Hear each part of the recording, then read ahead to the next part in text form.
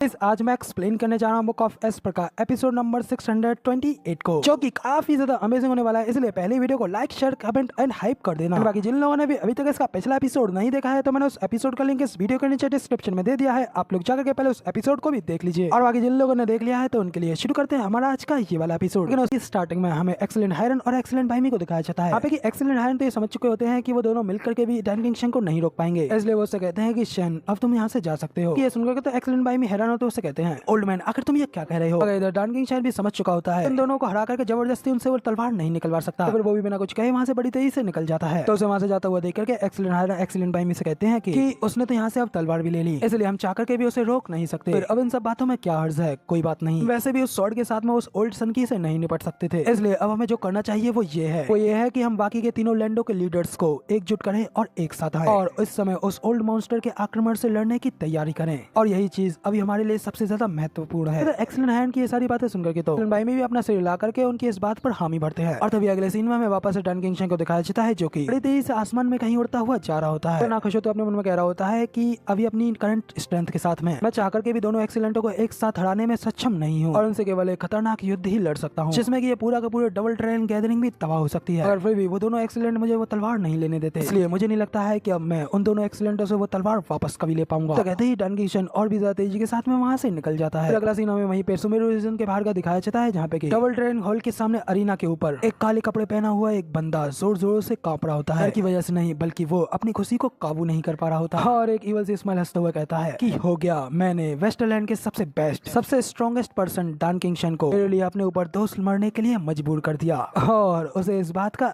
एहसास भी नहीं हुआ। डैन किंगशन को अब लग रहा होगा कि वो तलवार दोनों एक्सीलेंटों ने कहीं पे छुपा रखी है, जबकि उन दोनों एक्सीलेंटों को ये लग रहा होगा कि वो तलवार डैन किंगशन उनसे छीन कर ले गया, लेकिन किसी ने ये नहीं सोचा होगा कि वो तलवार अब मेरे हाथों में है।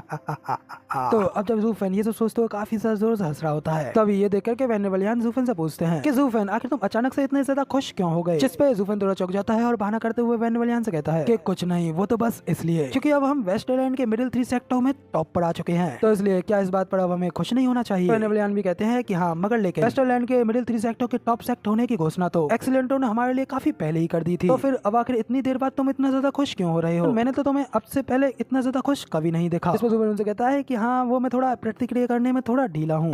फिर ज़ूफेन उनसे बिना कुछ कहे वहाँ से सीधा चला जाता है। वेनेवलियान उसे जाते हुए देख करके अपने मन में कह रहे होते हैं, को हुए पूरा 1 घंटा हो गया, आखिर तुम किसे बेवकूफ बनाने की कोशिश कर रहे हो। लेकिन क्योंकि अब वो खुद इसके बारे में बात नहीं करना चाहता तो खैर छोड़ो, जो उससे इस बारे में पूछना नहीं चाहिए और इस बात को भूल जाना चाहिए, क्योंकि वैसे भी स्टीवर्ट ज़ू तो हमेशा से ही इतना ज्यादा अजीब रहा है। वो अपनी सारी बातों सारी चीजों को सिर्फ अपने तक ही रखता है। बंदा हमेशा से ही बहुत ज्यादा रहस्यमय और अजीब रहा है, इसके बारे में अभी तक किसी को भी पूरा पता नहीं चल पाया है। इसी के साथ में फिर सीन चेंज होता है और फिर अगले सीन में डबल ड्रैगन में ही ज़ूफेन के कोर्टयार्ड के रूम का सीन दिखाया जाता है। ज़ूफेन अभी भी काफी ज्यादा खुश होते हुए अपने ही रूम में आ रहा होता है। फिर जैसे ही वो अपने रूम के दरवाजे को खोल करके अंदर जाने लगता है, तभी उसे उसके गेट की साइड से डैन किंगशन की आवाज आती है, जो कि उससे कहता है कि छोटे दोस्त, कुछ दिनों में तुम्हारे भी वापस जाने का समय हो गया है और इतने दिनों तक साथ बिताने के बाद में मैं सचमुच यहाँ से जाने के लिए थोड़ा हिचक रहा हूँ। जैसे ज़ूफेन अपनी साइड पे वहाँ पे डैन किंगशन को देखता है तो वो काफी ज्यादा शॉक हो गया होता है। वो कंट्रोल करते हुए एक फेक स्माइल देते हुए उनसे कहता है कि सीनियर, आखिर अब आप यहाँ पर किस लिए आए हैं। लेकिन इसी के साथ में फिर ज़ूफेन अपने मन में कहता है कि जरूरी इस बूढ़े आदमी को मेरे ऊपर थोड़ा सा शक हो गया होगा, इसलिए वो इस शक को क्लियर करने के लिए पक्का से यहाँ पे मेरी कोई परीक्षा लेने के लिए आया होगा। मगर इधर डैन किंगशन ज़ूफेन से कहते हैं कि अफसोस, आखिर में मैं उस तलवार को वापस लेने में नाकामयाब रहा। उन दोनों एक्सीलेंटों ने पहले ही काफी ज्यादा एहतियात बरत ली थी। जब मैं वहाँ पे गया तो वो तलवार वहाँ उस जगह पर नहीं थी। डैन किंगशन की ये बात सुनकर तो ज़ूफेन भी थोड़ा खुश हो जाता है। यहाँ पे उससे परीक्षा लेने के लिए नहीं बल्कि उससे मिलने के लिए आया होता है। ज़ूफेन भी थोड़ा खुश होकर उसकी तारीफ करते हुए कहता है कि नहीं सीनियर, ऐसा कैसे हो सकता है, मैंने खुद अपनी आंखों से आपको उन दोनों एक्सीलेंटों से अकेले ही लड़ते हुए देखा है, लेकिन फिर भी अकेले होते हुए भी आपने उन दोनों को ही घायल कर दिया, यहाँ तक कि वो लोग इतने ज्यादा ताकतवर भी थे। तो फिर आपको छोड़कर के इस पूरे वेस्टलैंड में आखिर ऐसा कौन हो सकता है जो कि उस डिवाइन स्वॉर्ड को धारण करने के योग्य हो। तो डैन किंगशन भी उससे कहता है कि तुम छोटे कमीने, तुम इस तरीके से मक्खनबाजी करके मुझे बकवास मत करो, क्योंकि चाहे मुकाबला बराबरी का हो या फिर हार का, मैं हार चुका हूँ, मुझे उस डिवाइन स्वॉर्ड को रखने का कोई हक नहीं है। अफसोस की बात है, अब जबकि ये सब कुछ बातें हो चुकी हैं तो मुझे डर है कि मेरी वो लड़ाई बहुत ही ज्यादा भयानक होगी। डैन किंगशन से अगली लड़ाई की बात सुनकर के तो ज़ूफेन भी काफी ज्यादा हैरान होता है, उससे पूछता है सीनियर, क्या आपकी किसी और से एक और लड़ाई होने वाली है। जिस पर डैन किंगशन कहता है कि हाँ, सेंट्रल रीजन के नंबर 1 मास्टर इनविंसिबल स्वॉर्ड के साथ में मैं अब सोच रहा हूँ कि कम से कम उसकी 10 चालों का तो सामना कर ही पाऊँ। तो अब डैन किंगशन के मुंह से यह बात सुनकर तो ज़ूफेन काफी ज्यादा शॉक हो गया होता है। डैन किंगशन से कहता है कि इतनी ताकत के होने के बावजूद भी आप उस बंदे के सामने सिर्फ 10 चालों तक ही टिक सकते हैं, तो क्या वाकई में सेंट्रल रीजन के नंबर 1 व्यक्ति और वेस्टलैंड के नंबर 1 व्यक्ति के बीच में एक इतना बड़ा डिफरेंस है जो कि आप सिर्फ उसकी 10 चालों तक का ही मुकाबला कर पाए। डैन किंगशन भी उससे कहता है कि हाँ, हमेशा इस दुनिया में कोई ना कोई आपसे बेहतर तो होता ही है। वेस्टलैंड का नंबर 1 व्यक्ति होने का भी क्या फायदा है जबकि आप सेंट्रल रीजन में आकर के वहाँ के टॉप 10 लोगों में भी शामिल ना हो पाओ। जिस पर जुफिन और भी ज्यादा हैरान हो जाता है और उससे पूछता है कि क्या वाकई में सेंट्रल रीजन और वेस्टलैंड के बीच में वाकई में पावर्स को लेकर के एक इतना बड़ा अंतर है, लेकिन क्या वाकई में सेंट्रल रीजन में आपसे भी ज्यादा पावरफुल इतने सारे एक्सपर्ट्स हैं। डन किंगसन उससे कहता है क्या तुम्हें पता है पूरी दुनिया में चारों लैंडों से अलग सेंट्रल रीजन है, मगर क्या तुम जानते हो कि इन दोनों के बीच में कितना बड़ा अंतर है। तो जुफिन अपना सिर हिला करके डन किंगसन से मना करता है और फिर अपने मन में कहता है कि मैं यहाँ का नहीं हूँ, मुझे यहाँ पर ये सब क्या चलता है मुझे इसके बारे में नहीं पता। तो तब डन किंगसन उसे बताता है कि ये एक अलग पैटर्न है, बाकी ये चारों जमीनों के ऊपर सेक्टों का राज है। यहाँ पे की सैकड़ों एम्पायर वास्तव में उन विभिन्न सेक्टों की सेवा करते हैं। बाकी के लोगों का मनोबल आसानी से टूट जाता है, वो लोग एक लड़ाकू दल बनाने से वंचित रह जाते हैं, इसलिए बाकी के सेक्टे उन जमीनों को संभालते हैं। जिस वजह जब आखिर में लड़ाई की बात आती है उसमें एम्पायर अभी भी लाभ में होते हैं, लेकिन सेंट्रल रीजन वो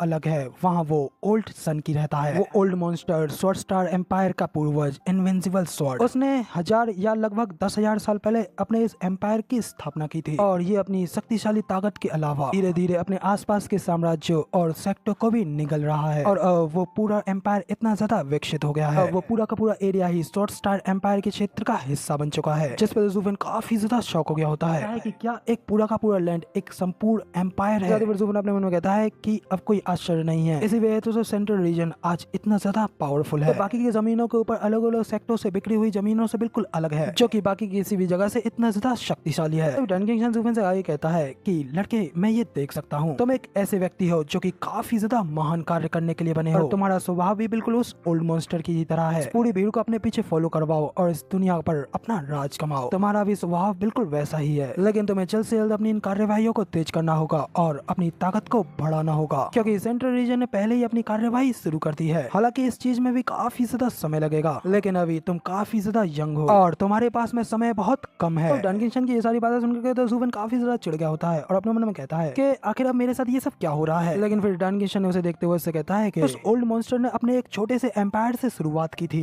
और अब इन 1000 वर्षों के विकास के बाद में उसने पूरे के पूरे सेंट्रल रीजन को एकजुट कर दिया है, सिर्फ अपना एक स्वॉर्ड स्टार एम्पायर खड़ा किया है और अब उसकी नजरें इस पूरी दुनिया के ऊपर हैं। वो अब इस पूरी दुनिया को ही अपने इस एम्पायर के नीचे लाना चाहता है। हर किसी को इसके स्वॉर्ड स्टार एम्पायर में शामिल होना पड़ेगा, तुमको भी और टियानियों को भी। जो सुनकर तो जुफिन भी काफी ज्यादा शौक हो गया होता है